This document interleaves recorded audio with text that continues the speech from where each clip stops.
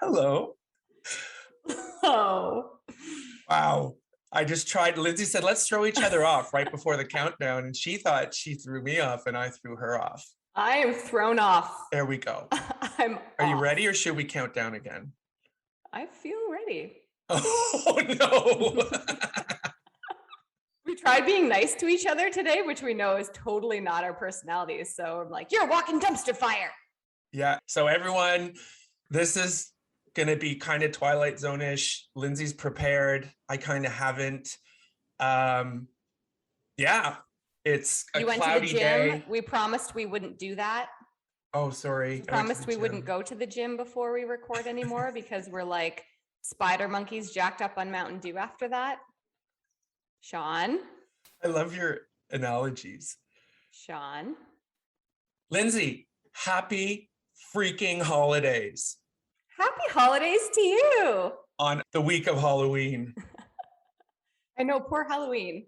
I mean, when you're in the biz, you have to record early, right? Yeah, we'll talk about that, won't we? Are we in the biz? Lindsay totally threw me with her Instagram post this morning. Like she's totally ready in her lovely, fashionable plaid blouse. So I beelined it to our storage room 2 minutes before the recording, and I'm wearing what I think is actually, it's quite flattering on me because I already look like chapeau. Santa himself. So Lindsay Biwa, what's up? It is almost the beginning of the holiday season.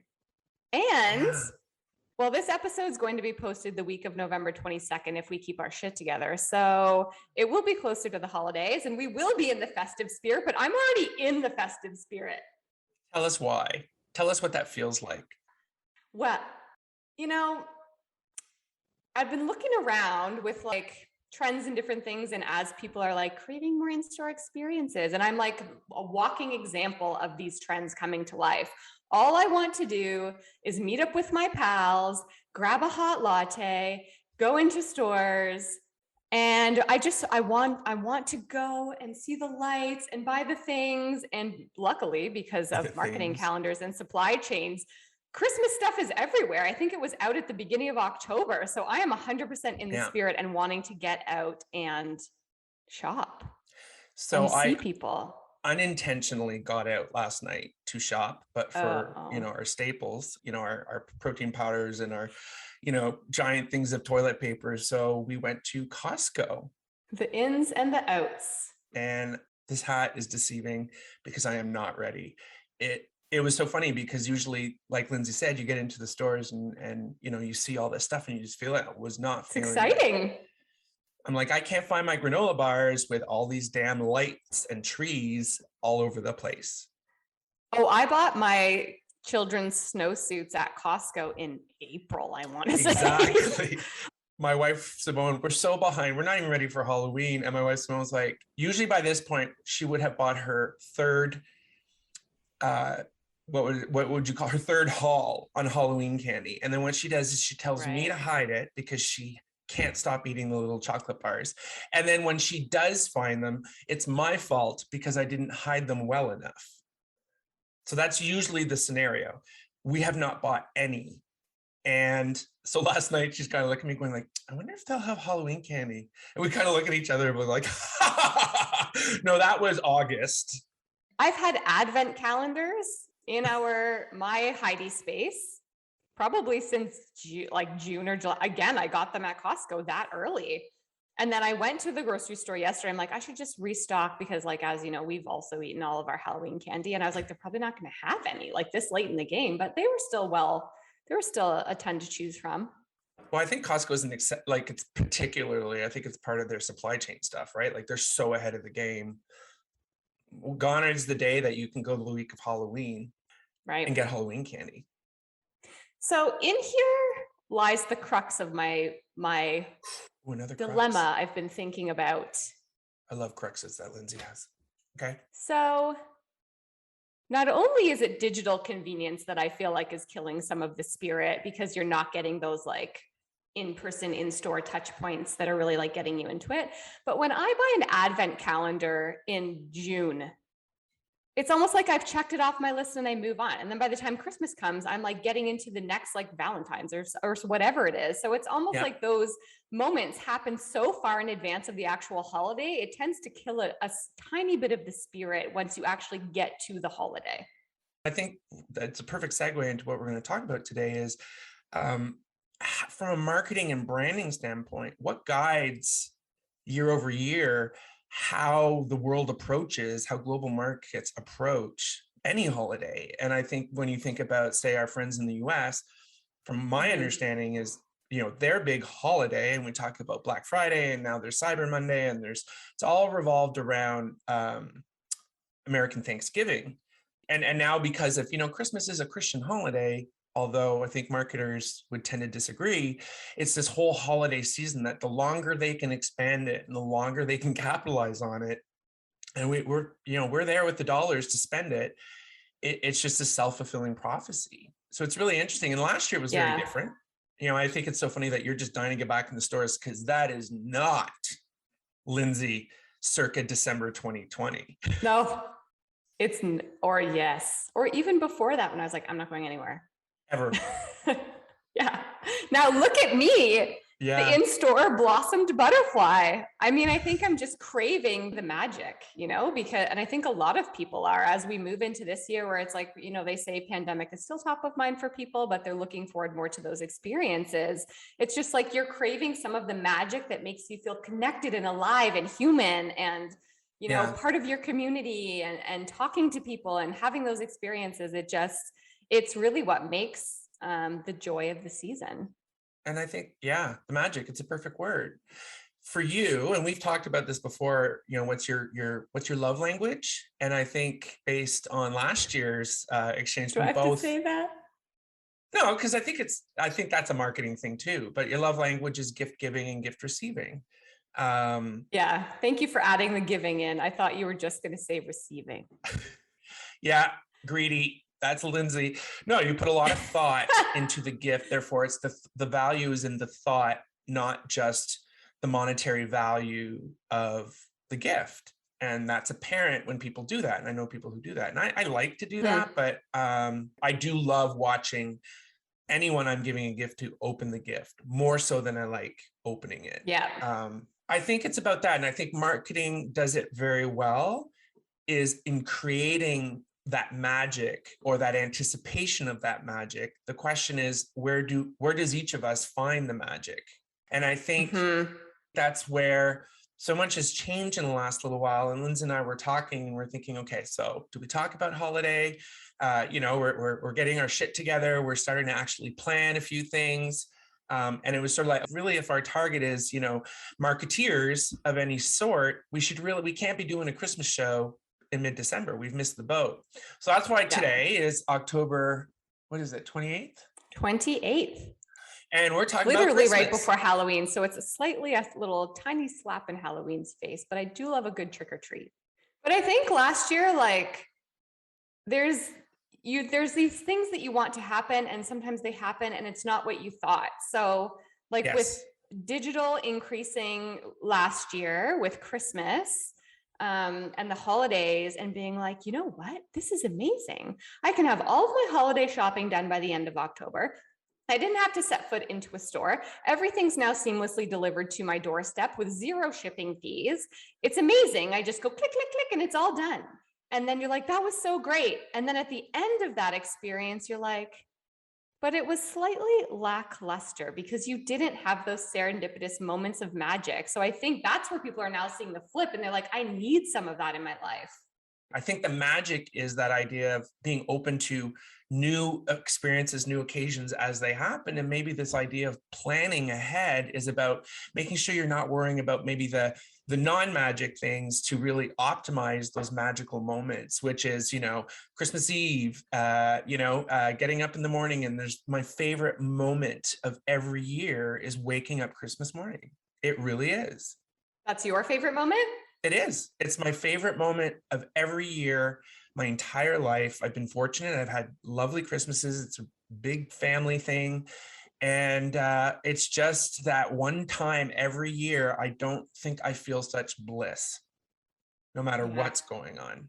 So that's a good thing. And I even think it's not about like excess and tons of gifts and all that stuff. Even people who are on very slim budgets, the magic of waking up that morning, having selected one meaningful gift or experience, not about like abundance, it's still like that magic still lies in big and small moments. But the magic lies in so many things. Like for us, it would be, it's going to mass on the evening, going to get my mother-in-law. And every year that it's Christmas Eve will definitely, evolve every year because of circumstances. So it's like, married an Italian, so they have their big Christmas Eve seafood meal and all that stuff. So it is a collection of moments all leading up to actually after that moment in the morning, it actually just goes down from there. I don't mean like terrible sink, but I remember being a little kid and plummets into the Christmas ocean of despair. By Christmas night, even as a little kid, I felt very down. It was just sort of like, hey, it's done. Yeah. But then you build new. I was a very materialistic kid. But it was just that idea of the magic of that moment, Christmas morning. I'm one of 6 kids. I'm the youngest. I was gonna say kids having kids. No, we weren't that kind of family, but that's fine. Weird. But there would be Christmases where there were like, honestly, 24 of us Christmas morning, of which probably 20 of us were staying at my mother's house. It was a big house. So I don't know. It's just, as years progress, now we have with our kids and my extended family, we have Boxing Day stuff happening. It's Simone's birthday on the 28th. So we always make a big deal of that. Next thing you know, it's New Year's. So we definitely make sure there's always something. It doesn't have to be anything big. It could be like, okay, so we started a new tradition last year. We go for a walk in the woods on Boxing Day morning. And it was like, it was magical. Nice. Yeah. Well, the other thing about that is like, I feel like because Christmas purchasing and festivities and things have moved further up in the year, it gives space for other things, like for people who don't celebrate Christmas. I'm sure maybe during that actual week or those couple of days, people have moved on. There's more room for different types of celebrations and different things that you want to be doing. And like with your new tradition of Boxing Day, it's also doesn't have to be about Christmas, right? It's about family, togetherness, getting out, different things. And it actually has nothing to do with shopping. We don't do that. Yeah. Because again, it's about connection. Yeah. Finding new ways to make the most of a moment, considering who's there. And that's why I love Christmas so much. It's always a new moment to say, what other wonderful thing can happen? Anyways. Aren't we disgustingly cheery today? I am. Normally we're like, still... But what I am cheery about. What I am cheerful about is for a few months, Lindsay and I have been keeping an eye out for, what's new this year. And we've seen trends and we've been looking at all this stuff. And there really wasn't much. It was like, oh my gosh, you could take out COVID. It's not particularly new like connect stuff. Online and offline. Oh, like, that's new. Do you mean omni-channel? But it's true. So I don't mean to talk that way. So I found this article, which was really interesting. It's from PwC. Well, it's a study, right? It's a study. Sorry, it's not an article. It's a report. Mm-hmm. And it had some really interesting insight, again, from PwC. It's a long name. Can we also just see, did you print it out? Are you reading off a piece of papier? Yeah. I love that about you. Proceed. Do you though? No, I do. All right, let's try that again. I do. Okay, the title of the study is called The Retail Industry Guide to the Evolving Holiday Shopping Habits of Canadian Consumers. It's the 2021 Canadian Holiday Outlook. As Canadians prepare for their second holiday season under the cloud of COVID-19, rays of light are emerging for many retailers as signs of a demand-fueled recovery start to take hold.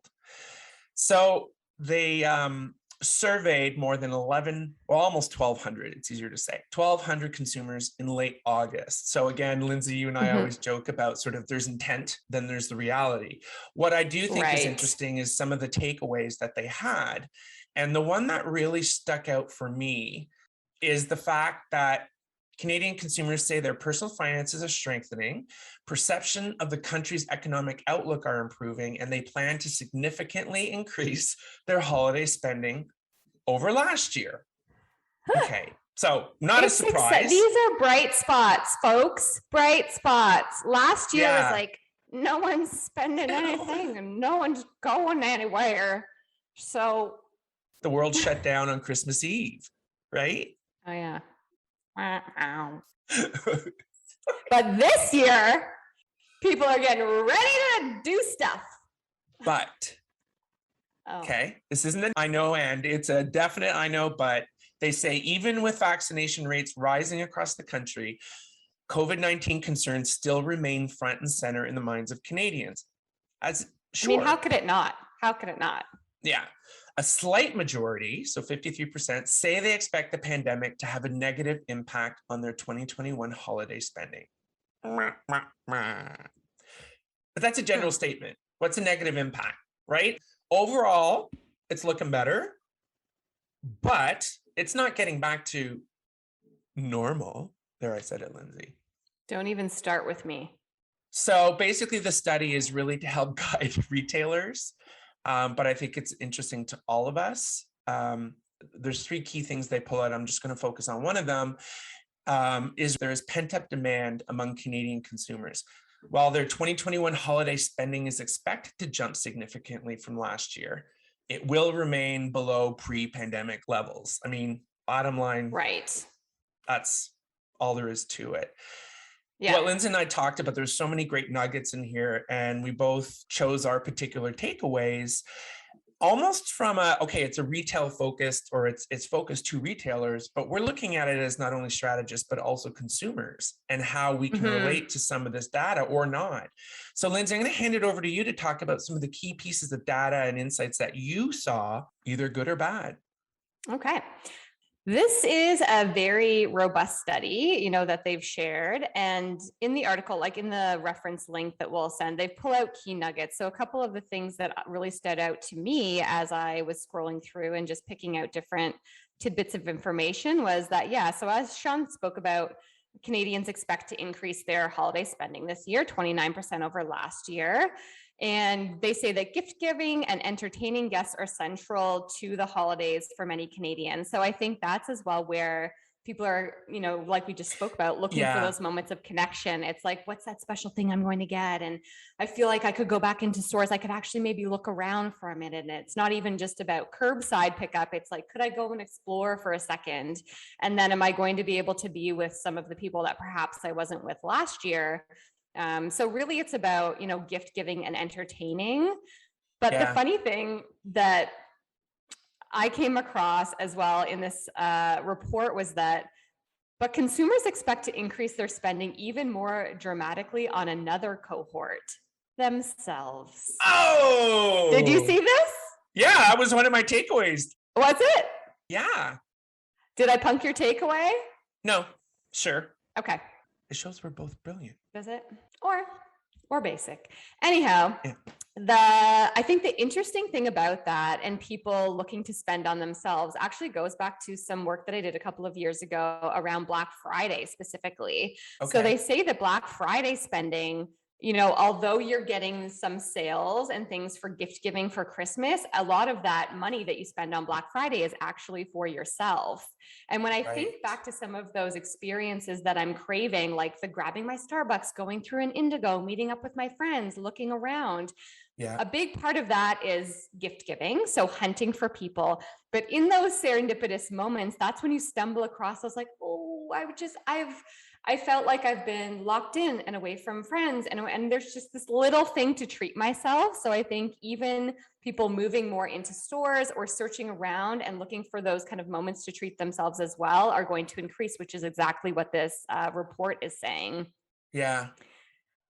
They say respondents say that they'll spend 76% more on themselves, an average of $478 this holiday season. So how much more is that? Sorry? Respondents say they'll spend 76% more on themselves, 76% more on themselves, an average of $478. And how do you feel about that? Like, do you relate to that? Yeah, I do. Because I kind of think, in my mind lately, I've been kind of thinking of, okay, what will I want for Christmas? Yeah. And then I kind of go, they'll never get me that, because I'm one of these people who I don't like to tell people exactly what I want on page 32 of the catalog, item 5B. You're not a catalog marker and mailer? I was as a kid, but yeah. So it's just sort of that idea of, I know when I read this, I'm like, yeah, totally. Like I'm right? totally It makes thinking, what am I going sense. to buy myself? And so they go on to say school closures, stay-at-home orders, and agonizingly long Zoom calls. It's been a stressful and trying year, and many consumers are looking to treat themselves with expensive restaurant dinners and other discretionary purchases. Like that's exactly how I feel. Even if it's, so going back to the lipstick effect as an example, which we've spoken about a million times, even if I'm in store and I see like, oh, there's a little scarf that's, cheap and cheerful, but I could just like, I think everyone has been through a lot, and you're out, you're in the spirit, you're gift giving and thinking about gifts for other people, and you're like, you know what, I could use a little pick me up because it's been rough. It's interesting. I didn't think about it until now, but last weekend we had some friends up that I hadn't seen in a while, and they're from Quebec, where I'm from. And it's, be honest, where I come from is not very large. So there's not a lot of access to good retail. So their habits and what used to be mine were always around. There were key times, 2 or 3 key times in a year where you just bought everything you needed, right? So you'd often go to the States. Right. They do talk about cross-border shopping in this article, which I'm not going there, but it's pretty interesting stuff. Mm-hmm. We have the perception, and it's not wrong, but the prices are better, there's a greater selection, all those kind of things. So they came here, and I'll be honest, I live in the Oakville area, and there's outlet malls and all that stuff. So the whole weekend was about, we had one friend who was buying for other people, but for my wife and I, we were buying for ourselves. So I'm like, I kind of feel we're already doing it. It wasn't huge indulgences, but yeah, I think I'm living Yeah. it. And even if people aren't in the position, financially because of the pandemic to do the big hauls, it's even just, I'm going to get myself a little chocolate treat as well and a nail polish. Like it's those things where you're like, I could use a bright spot. And for once over the last couple of years, we do see some of that consumer mindset shifting to it being more positive. So it's just a very exciting time. And the one opportunity they state in that report for retailers is that they can differentiate themselves by creating meaningful in-store experiences that keep Right. customers engaged from their first impression to the point of sale. And I think for the past, ever since we've had stores, it's all been about like creating these meaningful in-store experiences. But I think now we're just really craving those. So whether it's me on the weekend grabbing my Starbucks and meeting my pals at Crate and Barrel and, buying a new cute little snowman for our mantle, like it's, people are looking for that, those in-store experiences, I think, more than ever. And as someone who really wasn't looking for in-store experiences last year, even Right. years and years and years, I've saved myself the trauma of going in stores during the holiday season. Now I'm the first to say, like, I have to get back out there. I'm so excited about it. Yeah. And they say, even amid the popularity of online shopping, consumers plan to spend approximately half their holiday shopping time in physical Yep. stores, which last year, I believe that was 0 for you. And it might have been about 10% for me. Yeah. So that's Yeah, big. big shifts. And I think the last thing that I just wanted to pull out from there, because all of the work that we do in marketing and advertising and campaigns and things like that, I think really should be grounded in mindset of people and culture and consumers. They've talked about the consumer mindset shift. So you can go into this report. There's a little tool where you can scroll across the scroll bar and see the insights, how they've changed from year to year. Pretty cool, wasn't it?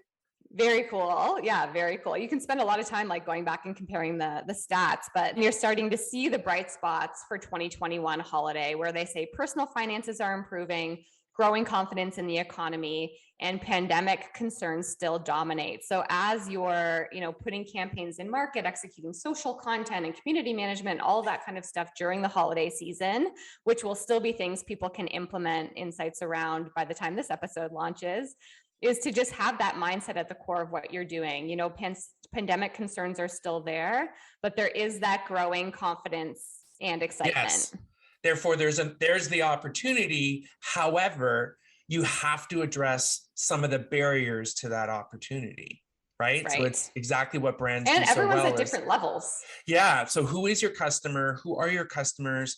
There is that opportunity. Where is the opportunity? However, what are the barriers to that just happening easily? And that's exactly what what Lindsay and I do, is be clear on who you're trying to communicate, what they need, and communicate accordingly. Yep. I want to talk a little bit about what they call the growing online influences on consumer choices. So they asked the question, what attracts consumers to one retailer over another? 3/4 of the respondents say they are likely or extremely likely to shop with brands or retailers that they consider trustworthy this holiday season. Additionally, what does trustworthy mean exactly? You tell me. No, don't. Spotlight's on me, Lindsay. I better fix my hat. Additionally, 62% say they anticipate they'll shop at retailers offering Canadian-made products. I don't know why I put an accent on products. That's not how Canadians say it. That's not Canadian. Right? What's interesting is they're like, so how are they finding that retailer of choice? And I don't think it's a big surprise, but they're increasingly turning to Amazon and Google to help them plan their holiday shopping. 59% of respondents say they'll look to Amazon for ideas and inspiration for products and holiday gifts, up from 43. I do that. What's interesting is I go to Amazon, but it doesn't mean I'm going to buy from Amazon. Right. So it's really interesting how we're much more inclined to go online, to even shop online, but that's just one piece of the shopping experience, right? I'm with you, Lindsay. There's nothing replaces the retail experience, but they talked a little bit about, I think in this article, how it's kind of flipping is people are depending more on digital in the store as part of their experience, and people are relying to inspire. More, exactly. And people are relying more on in-store experience to drive their digital decisions. So it's just, we've been talking about this stuff forever where, that merging of online and offline, but it's happening. And I think for brands, especially retailers, but for brands too, it's wrong to think of them as the last 3 feet of the sale, right? That moment of zero moment of, what is it? Zero moment of truth. It's happening anywhere. And that's that idea of they have to look at it that way. What I thought was really interesting about this is the takeaway, as they put it, and I love this, is about you need to build trust with them, because that's basically what all that's happening right now. The decisions of the consumers are based on very individual experiences, but those individual experiences no longer are about what's your in-store experience, what's your customer service experience, it's all blended. And this is where a brand comes in, because regardless of what I buy or what the product is, when I have a negative experience, it's the brands that suffer, the retailer, the brand, the manufacturer, or any brand involved. So with that, they say Canadian consumers want to shop with businesses they consider trustworthy. Yes, as Lindsay said. So what does that mean? A perception, go ahead. Just to pause for a sec, don't you think that so clearly ties back to everything around Edelman Trust Barometer last year and how, trust across the board is just down? Like you say, when you've been let down at that moment of truth, or you've taken all this time to research something online and then you try to get it and the shipping is $100 and it's 6 weeks and you feel like you have to take control of your own shopping experience to do either curbside or try and find it somewhere else. I feel like trust across the board is still down, especially with regards to the holiday season, where people aren't going to sacrifice not being able to get something because they feel like they also need to deliver on that magic for the people they love. Right. So how does a brand build that trust, take advantage of this opportunity to say consumers are fickle. They are brand switching ever since COVID faster than they ever have before. So from a strategic level is really to say, don't be all things to all people, really focus on what the value is of the experience you're providing. So they continue to say, when they talk about they're looking for businesses that they consider trustworthy, a perception that typically starts with retailers providing quality products, but is often shaped by every interaction between a customer and a brand. And it's funny how now the product is almost the last thing. Because I'll get it somewhere else. It's parody, and also right? with things like Amazon, it's very hard to tell what the quality of the product is until it arrives, right? So it's Amazon. All of that, yeah, you have the shipping, you have the shopping, you have the shipping, you have the the experience when it gets here. You have the unboxing, you have the return policies, you have all of those things that are even outside of the product. And really, I think it's even those initial steps that build more trust than getting the quality product itself. Well, I had an experience yesterday, late in the day, where I was having technical issues with a particular software that I buy a lot of and have relied on for many, many years. And I had to do a chat experience, which I'm kind of used to now. And it was terrible. It was like, Really? it was terrible. Yeah. It was so badly set up. And considering they're an application developer and distributor and all that stuff, I was in the car. I had to just say, forget it. And I got in the car and I just ranted for 30 minutes to my wife, who is also a buyer of this product or service. And she's just like, she said it, that really sucks. And we're both like, yeah. So now I'm all angry. I don't have an option, but and that's you said this last week, or last episode, where you're like, if you're going to do it poorly, don't do it at all, brand. Like, pull out, opt out, because you have done more damage. And I had recently the exact opposite experience. So I've been trying to purchase a rug since the summer. We know. Yeah, since the summer. So I found this new website, which is like beautiful products and things like that, nice rugs. I'm like, I'm not going to get this till next summer. Like, it's going to be a nightmare. I build my cart of a couple options I like. They had a chat feature. So I'm like, let me see if this would work. I messaged in the chat feature. I said, I've built a cart of rugs that I like, not willing to wait until next summer to receive the rug. Can you please check for me which are in stock today so that I can help me inform my decision?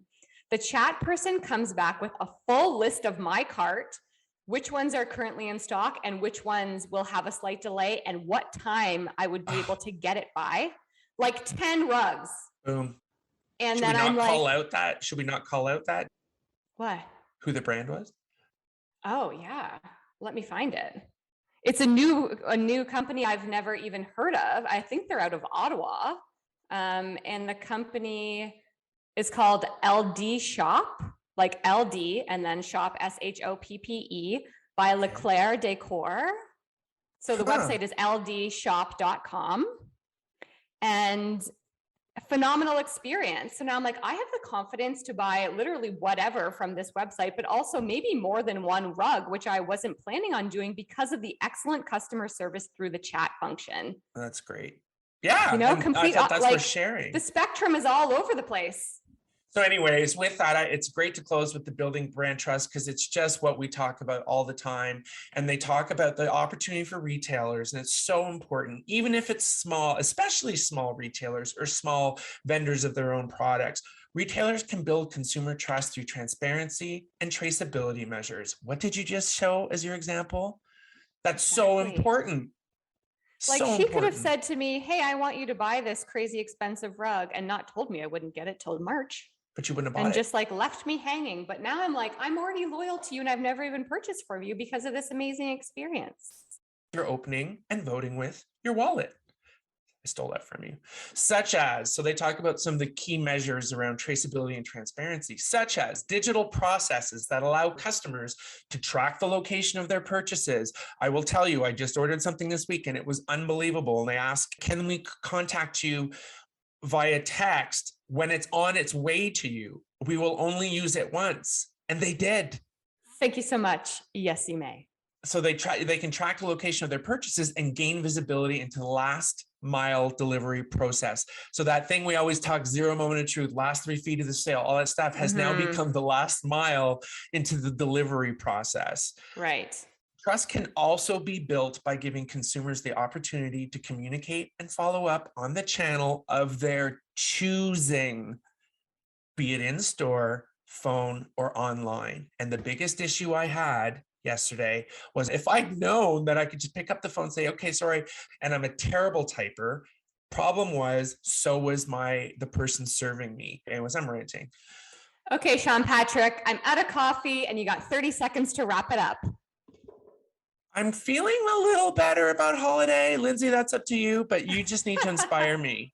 Some great information here. I think what was fun, it's so relatable. And I think Lindsay and I come from right now 2 very different mindsets. And I think that's the closing thing is understand our mindsets. And I think it balances well with the message of the report that's saying, hey, we plan on opening our wallets wider this year. However, that doesn't mean we're right for the picking, right? Yep. So Lindsay, what do you have to say? Create memorable experiences, make it easy, build trust. Seamless. They say it's all about omni. Omni means that you look at the path relative to the consumer's decisions and what they choose to do. It's no longer where's digital, where's e-commerce, where's physical. It's all one thing. So learn what they're up against, learn what the kind of data that this studies like this are telling you, learn, and don't go in uninformed because it will do a lot of damage. I'm back to Scrooge. Thanks, Lindsay.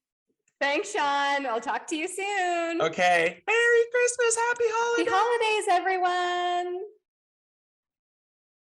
Ho, ho, ho. Bah, humbug. Thanks for listening. We hope you enjoyed it. New episodes launch every 2 weeks, so be sure to subscribe to the Two Marketeers podcast wherever you like to listen. Or go to the twomarketeers.ca and connect with us. That's the twomarketeers.ca. Spell it out. We are everywhere. Two Marketeers podcast. This podcast is over.